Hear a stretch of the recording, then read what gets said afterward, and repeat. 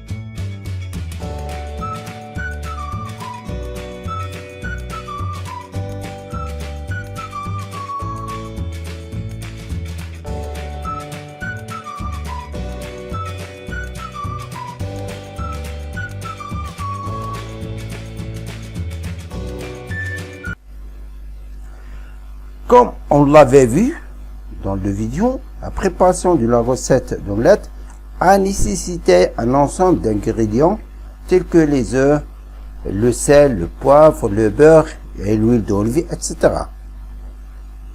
On a vu que la préparation de la recette d'omelette passe par plusieurs étapes. Casser les œufs, mélanger à la fourchette sans excès, fondre le beurre, verser les œufs, mélanger, baisser le feu, décoller doucement et finalement on aura un omelette qui est le résultat qu'on cherche. On remarque que la méthode de préparation de la recette d'omelette est composée d'un ensemble d'étapes.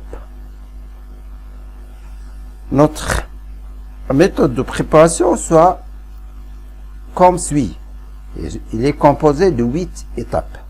Maintenant, on va permuter les étapes, l'étape 3 avec l'étape 4.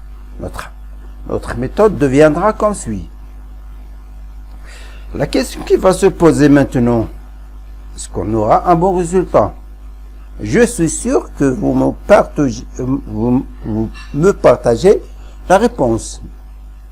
Pas du tout. On n'aura pas un bon résultat. Maintenant, on va faire une autre chose. Plutôt, on va éliminer l'étape 4. Notre algorithme, au lieu d'avoir 8 étapes, il a maintenant seulement 7. La question qui va se poser toujours, est-ce qu'on a un bon résultat? Bien sûr que non.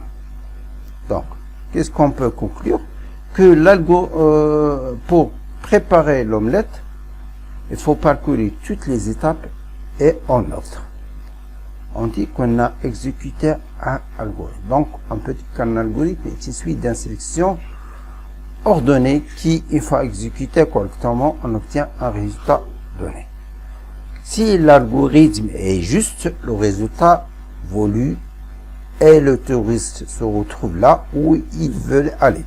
Un algorithme doit donc contenir uniquement des instructions compréhensibles par celui qui devra l'exécuter. Un algorithme a pour but de résoudre un problème et donc de produire un résultat. Maintenant, la question qui se pose très souvent pour un étudiant ou pour un élève, quel est l'intérêt d'un algorithme? Supposons qu'on veut réaliser une application, par exemple gestion du stock d'un magasin, par ordinateur. D'habitude, ce travail se fait manuellement. Pour ce faire, on doit communiquer à l'ordinateur un programme. Ce programme est écrit dans un langage de programmation bien déterminé, mais avant d'élaborer le programme, il faut tout d'abord détailler suffisamment les étapes de résolution des problèmes pour qu'elles soient exécutables par l'homme. Ensuite, transférer la résolution en une suite d'étapes si élémentaire et simple à exécuter pour vous être codé en un programme dans un langage compréhensible par ordinateur. Toute suite d'étapes si élémentaire et simple à exécuter s'appelle un algorithme.